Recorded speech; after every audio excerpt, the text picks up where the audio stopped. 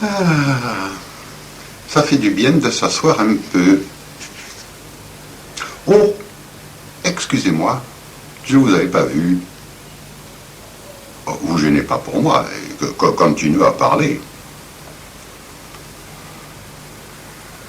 Il est beau mon pays, hein.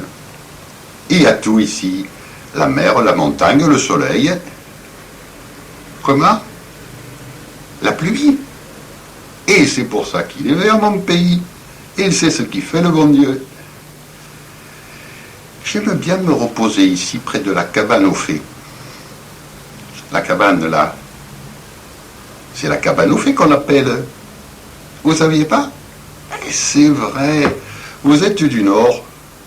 C'est bien pour nous, le Nord, ça commence déjà au-dessus de Bordeaux. Ah, la cabane aux fées. C'est une belle histoire. Mon grand-père me disait, il était une fois. Parce que vous savez, dans nos campagnes, les grands-mères, ça raccommode, ça prépare la soupe. Mais les grands-pères, ça ne fait pas grand-chose. Alors ça raconte des histoires aux petits-enfants. Et les petits-enfants, ils aiment ça. Je ne sais plus pourquoi je vous dis ça. Ah oui, la cabane aux fées. Vous voulez que je vous la raconte? Il y a très longtemps, il y avait une famille de bûcherons qui avait beaucoup d'enfants et la vie était dure pour eux. Oh non, non, c'est pas l'histoire du petit Pousset, non, celle-là tout le monde la connaît. Vous la connaissez, moi aussi. Je ne me souviens plus qui mange qui. Non, c'est une autre histoire. Figurez-vous que leur plus grande fille, c'était Roseline. Ses parents l'avaient appelée Roseline parce que, quand elle est née, elle était rose comme une fleur de printemps. Elle avait une passion, Roseline. C'était la musique. Elle disait que c'était les petits oiseaux qui lui avaient appris. Même qu'elle en avait fait une de musique. Pas comme les grands compositeurs d'aujourd'hui qu'on ne sait pas si les musiciens sont en train de jouer, ils s'accordent toujours. Non, une musique toute simple, toute fraîche comme elle. Quand je suis ici, que je ferme les yeux, il me semble que je l'entends. Faites comme moi. Peut-être que vous l'entendrez aussi.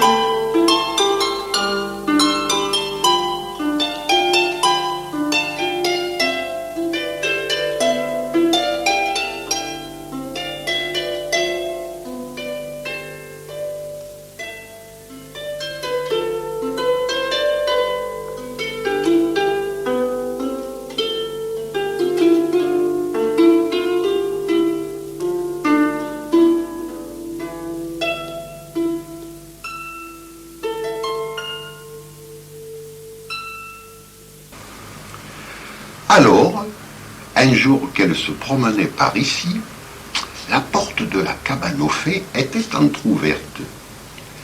Timidement, elle est entrée. Trois fées plus belles les unes que les autres l'accueillirent. Il y a longtemps que nous t'attendons, Roseline. Nous savons que tu aimes la musique. Ceci est pour toi. Elle désigne une harpe. Assieds-toi, caresse les cordes de la harpe et la musique jaillira tout naturellement.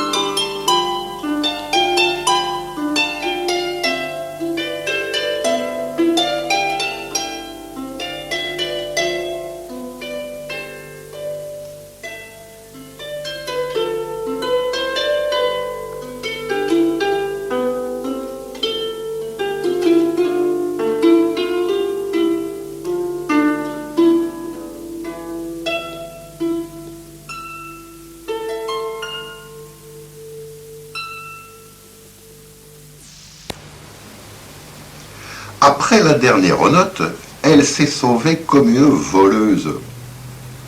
Elle est revenue plusieurs fois, mais si la harpe était toujours là, l'effet avait disparu. Rosoline ne pouvait pas garder son secret trop longtemps. Elle était trop franche. Elle raconta son aventure à ses frères et ses sœurs. Bien sûr, ils ne voulaient pas la croire.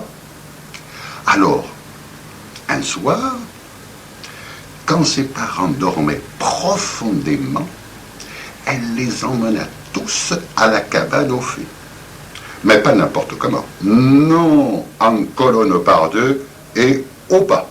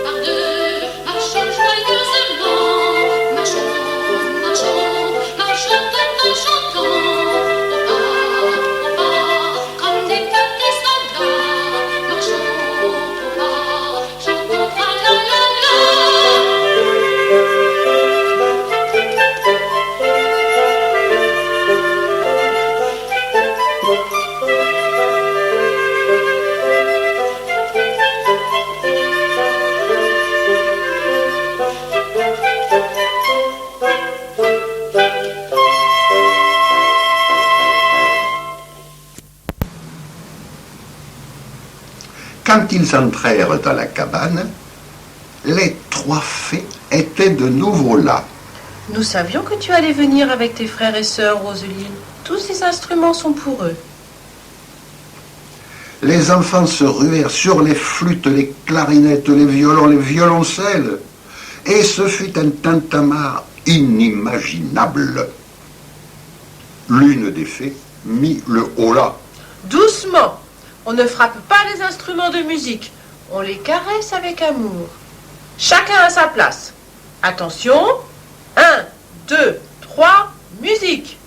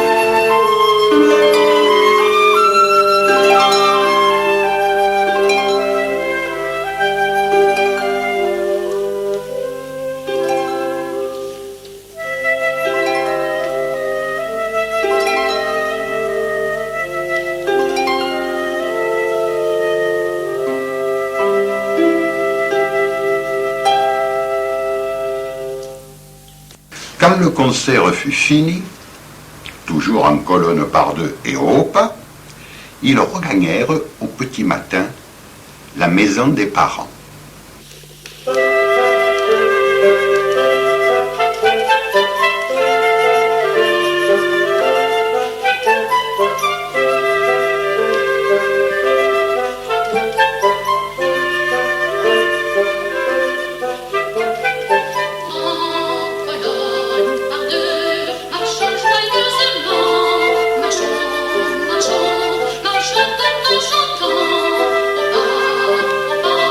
Comme des petits soldats.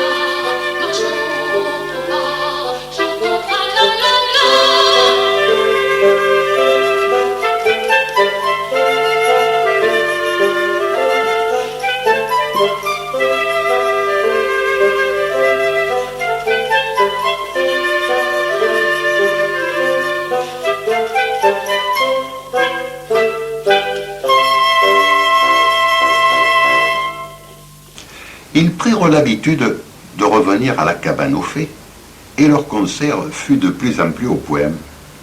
Un jour, un monsieur de la ville, qui s'était perdu dans la montagne, les a entendus. Il était tellement surpris et enchanté qu'il a donné un gros billet à Rosoline. Toute heureuse, elle a donné à ses parents, qui n'en croyaient pas leurs yeux. Il a fallu qu'elle leur raconte tout, et la cabane, et les fées, et les instruments. Le monsieur de la ville, il est revenu. Il a voulu voir les parents et leur a proposé d'emmener toute la famille pour donner des concerts un peu partout. Pour ces braves jeunes, c'était la fin de la misère. Tous les enfants étaient contents, sauf Rosoline. Elle ne voulait pas partir parce qu'au cours de ses promenades, elle avait connu un petit berger qui jouait de la flûte en gardant ses bêtes.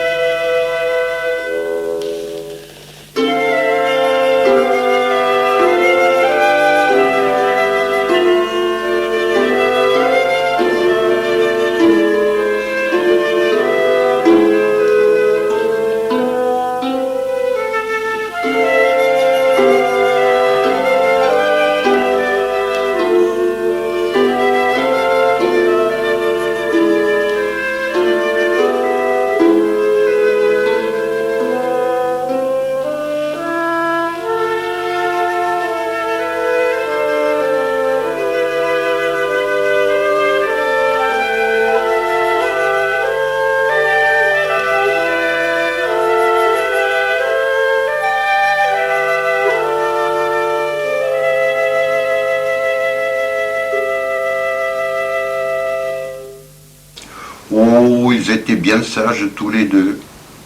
Ils s'asseyaient sur un banc et ils parlaient à peine. Deux fois, ils se tenaient par la main.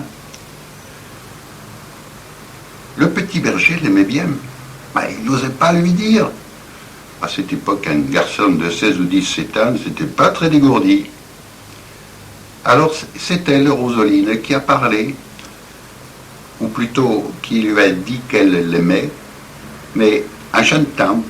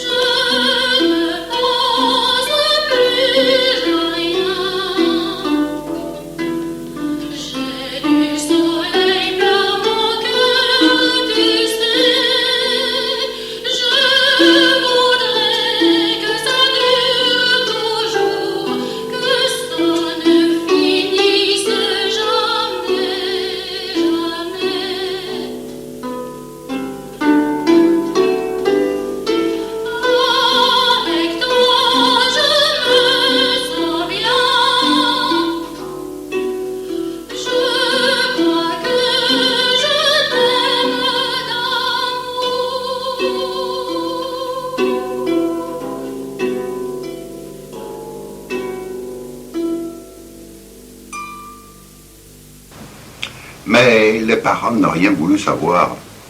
Un petit berger, c'était un petit pauvre. Et eux, la pauvreté, ils l'avaient trop bien connu. Ils sont tous partis et on ne les a jamais revus. Certains disent qu'ils étaient sur un bateau qui a fait naufrage, d'autres que le monsieur de la ville est mort et qu'ils sont restés là où ils étaient. Ouais, il se fait tard.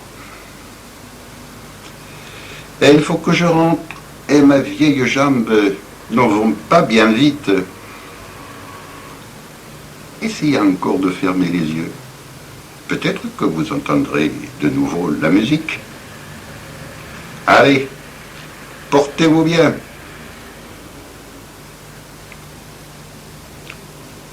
vous m'êtes sympathique. Je vais vous faire une confidence. Mais si vous allez au village, bouche cousue, hein, promis, juré. Déjà que les jeunes, ils m'appellent le vieux fada. Le petit berger de l'histoire, c'était moi.